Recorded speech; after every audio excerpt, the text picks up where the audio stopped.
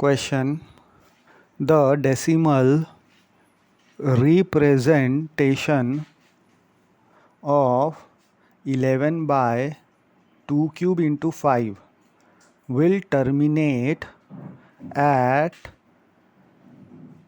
what decimal place? तो हमको अभी फाइंड आउट करना है कि 11 डिवाइडेड बाई 2 क्यूब इंटू 5 कौन से प्लेस पे टर्मिनेट होगा। तो हमको पता है, क्या पता है, अगर डिनोमिनेटर मल्टीपल्स है 2 और 5 का, तो उसका जो भी हाईएस्ट पावर है, 2 का अगर हाईएस्ट पावर है तो उतने डेसिमल बाद टर्मिनेट होगा, अगर 5 का अगर हाईएस्ट पावर है तो उतने डेसिमल बाद टर्मिनेट होगा। तो यहाँ पे 2 का हाईएस्ट पावर है 3, तो ये जो डेसिमल रिप्रेजेंटेशन दिया हुआ है वो टर्मिनेट होगा आफ्टर 3 डेसिमल्स, क्योंकि हाईएस्ट पावर हमारे पास कितना है, 3 है। तो the decimal representation of 11 by 2 cube into 5 will terminate after 3 decimals.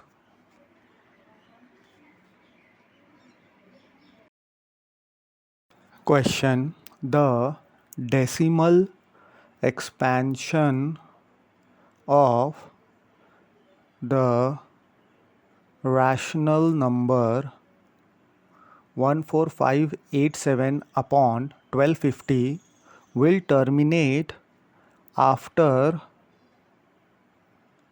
how many decimals, ये हमको फाइंड आउट करना है। तो इसका पहले हम डिनोमिनेटर का फ्रैक्शन निकालेंगे। तो 1250 is nothing but 2 into 5 to the power 4 है। तो हमको पता है अगर डिनोमिनेटर 2 इंटू 5 के फॉर्म में है और 2 का पावर अगर बड़ा है तो उतने डेसिमल बाद टर्मिनेट होगा, अगर 5 का पावर बड़ा है तो उतने डेसिमल बाद टर्मिनेट होगा। तो 5 का पावर 4 है जो हम देख सकते हैं बड़ा है, तो 4 डेसिमल बाद ये टर्मिनेट होगा।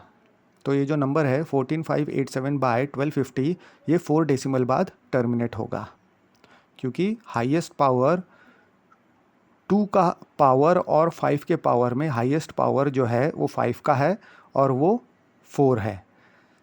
तो the decimal representation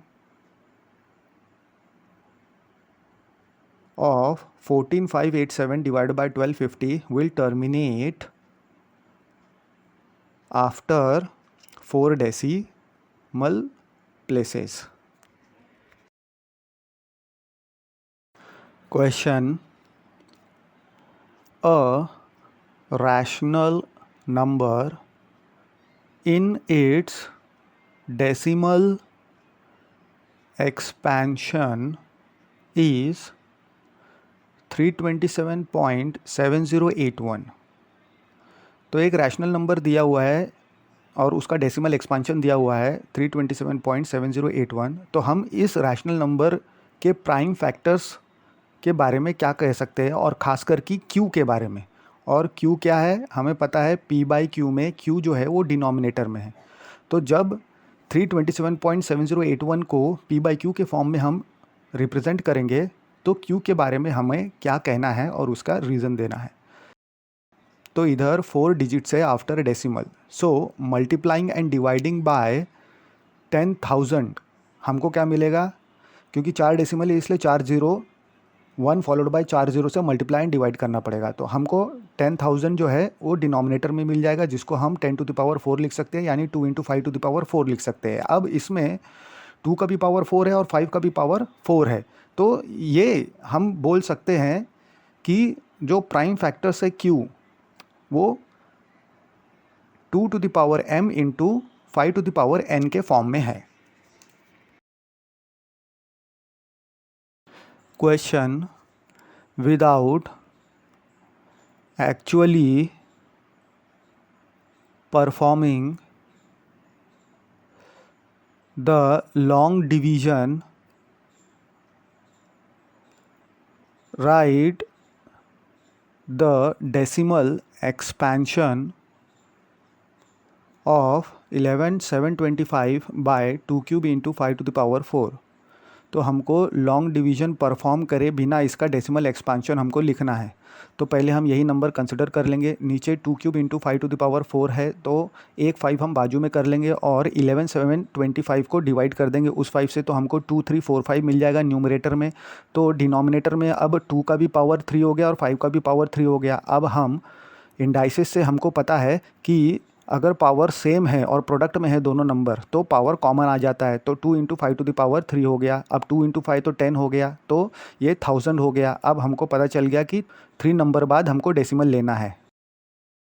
question, a decimal number 0.888 and so on can be expressed in the simplest form as, तो हमको 0.8 डेसिमल 8 जो रिपीटिंग हो रहा है इसको सिंपलेस्ट फॉर्म में एक्सप्रेस करना है। तो हम इसको x से डिनोट कर देंगे। Let x is equal to 0.8888 और इसको इक्वेशन 1 बोल देंगे। अब हम मल्टीप्लाई करेंगे लेफ्ट हैंड साइड और राइट हैंड साइड इक्वेशन 1 का बाय 10, तो हमको मिल जाएगा 10x is equal to 8 repeating.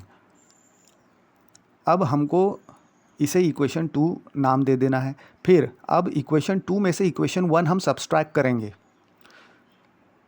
तो हमको इक्वेशन 2 में से इक्वेशन 1 सब्सट्रैक्ट करना है। तो सब्सट्रैक्ट करने से हमको क्या मिल जाएगा, 9x इज़ इक्वल टू 8। तो अब इसका मतलब क्या है, x इज इक्वल टू 8/9। हमको ये सिंपलेस्ट फॉर्म मिल गया डेसिमल का, वेयर डिनोमिनेटर 9 है, 0 नहीं है। Question, write the number of zeros in the end of a number whose prime factorization is 2 square into 5 cube into 3 square into 17। तो हमको कितने ज़ीरोज़ आएंगे इस प्राइम फैक्टराइजेशन को अगर सॉल्व करेंगे तो लास्ट में एंड में कितने ज़ीरोज़ आएंगे वो हमको लिखना है। तो हमको तो पता है ज़ीरोज़ कब आ सकते हैं, जब हमारे पास प्रोडक्ट हो 2 नंबर का। कौन से 2 नंबर का, 2 और 5 का प्रोडक्ट हो हमारे पास। तो 2 और 5 का जितना पावर रहेगा उतने नंबर ऑफ़ ज़ीरोज़ हमको देखने को मिलेंगे, क्योंकि 2 इंटू 5 10 होता है। 10 का पावर अगर 2 है तो 100 यानी 2 ज़ीरो। अगर 10 का पावर क्यूब है तो 1000 3 ज़ीरोज़। तो इसलिए यहाँ पे हमको n सिर्फ कॉमन 2 ही दिख रहा है। 2 का स्क्वायर और 5 का स्क्वायर हम कॉमन ले सकते हैं, तो इसमें सिर्फ 2 ही ज़ीरो रहेंगे। Question, find a rational number between √2 and √3। तो हमको एक रैशनल नंबर फाइंड आउट करना है √2 एंड √3 के बीच में। तो हमको √2 और √3 की वैल्यू पता है। √2 की वैल्यू है 1.414, so on non repeating non terminating, and √3 की 1.732, वो भी decimal part non repeating non terminating है। और हमको ये भी पता है कि रैशनल नंबर जो है √2 और √3 के बीच में इन्फिनाइट है, तो वो ले सकते हैं हम 1.5 ले सकते हैं, 1.55, 1.6 and so on. Question, find the value of -1 to the power n plus -1 to the power 2n plus -1 to the power 2n plus 1 plus -1 to the power 4n plus 2, जहाँ पे n जो है वो हमारा पॉजिटिव ऑड इंटीजर दिया हुआ है। तो इसको हम सॉल्व करेंगे। हमारे पास क्या है, ये एक्सप्रेशन पूरा का पूरा एज इट इज़ लिख देंगे। फिर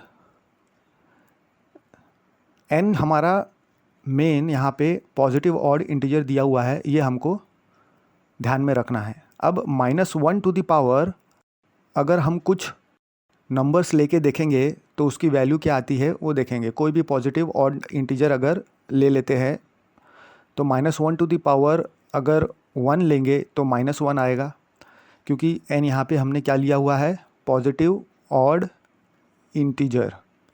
अब -1 टू द पावर अगर 2n ले ले तो 2 इंटू एनी ऑड नंबर हमेशा इवन नंबर देता है। ये हमको ध्यान में रखना है।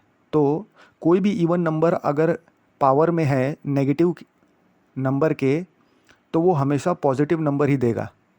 तो -1 हमेशा पॉजिटिव आएगा अगर पावर इवन है। अब 2n इवन था, अब 2n अगर इवन नंबर है और उसमें बस एक जोड़ दिए तो हमको पता है कि हर एक इवन नंबर के बाद अगर एक जोड़ते हैं तो नेक्स्ट ऑड नंबर आ जाता है। जैसे कि 2 इवन नंबर है, उसके पास एक जोड़ दिए तो 3 मिल जाएगा। 4 इवन नंबर है, उसमें एक जोड़ दिए तो 5 मिलेगा। इसलिए 2n + 1 जो है वो हमारा ऑड नंबर हो गया। तो ऑड का पावर में है अगर तो -1 का -1 ही आएगा। और -1 टू द पावर 4n + 2। अब 2n हमारा क्या था, इवन था। अब इवन में हमने इवन जोड़ दिया तो इवन ही मिलेगा। जैसे कि 2 में 2 जोड़ा तो 4 मिला, 4 में 2 जोड़ा तो 6 मिला, अगेन इवन 6। तो अब क्योंकि पावर इवन है तो -1 to the power any even number will always give a positive number, यानी 1 ही मिलेगा। अब ये सारे वैल्यू हम एक्सप्रेशन में सब्सटीट्यूट कर देंगे। -1 to the power n + -1 to the power 2n + -1 to the power 2n + 1 + -1 to the power 4n + 2। तो इसमें हम सब्सटीट्यूट करने के बाद हमको दिखेगा कि 2 नेगेटिव माइनस है और 2 पॉजिटिव है। तो नेगेटिव नेगेटिव तो एक साथ ला लेंगे तो -2 मिल जाएगा, और पॉजिटिव एक साथ लाएंगे तो +2 मिल जाएगा। -2 + 2 = 0 मिल जाएगा answer. Question, right any 2 irrational numbers whose product is a rational number। तो हमको ऐसे 2 इरेशनल नंबर लिखने हैं जिसका अगर हम प्रोडक्ट करेंगे तो एक रैशनल नंबर हमको मिलेगा। तो हम पहला एक इरेशनल नंबर ले लेते हैं, a = 2 + √3 और दूसरा b = 2 - √3। तो 2 + √3 को हमने a से डिनोट कर दिया और दूसरा इरेशनल नंबर 2 - √3 को हमने b से डिनोट कर दिया। अब इसका हम प्रोडक्ट निकालेंगे, यानी a × b निकालेंगे। तो a × b हमको क्या मिलेगा, 2 + √3 × 2 - √3। अब ये a + b × a - b का फॉर्म दिख रहा है, तो हमको पता है a + b × a - b = a² - b²। तो हमको 2 का स्क्वायर -√3 का होल स्क्वायर मिल गया, यानी 4 - 3 मिल गया, यानी 1 मिल गया। और 1 क्या है हमें पता है, 1 is a rational number. Question, determine the values of P and Q। हमको P और Q की वैल्यू निकालना है, सो दैट जो प्राइम फैक्टराइजेशन है किसका, of 2520 is expressible as 2³ × p² × q × 7। मतलब अगर 2520 का प्राइम फैक्टराइजेशन किया है तो 2³ × p² × q × 7 दिया हुआ है। यानी अगर 2520 को हमने फैक्टराइजेशन किया तो वो इक्वेट कर सकते हैं फैक्टर्स को 2³ × p² × q × 7 के साथ। तो हम प्राइम फैक्टराइजेशन करेंगे पहले 2520 का डिविजिबिलिटी रूल लगाते हुए। तो यहाँ पे हमको डिविजिबिलिटी रूल लगा के फैक्टराइजेशन जब किया हमने 2520 का, तो हमको मिलता है 2³ × 3² × 5 to the power 1 × 7 to the power 1। जब हम इसका कंपैरिजन करेंगे विथ 2³ × p² × q × 7 तो हमको p और q क्लियरली 3 और 5 देखने को मिलता है।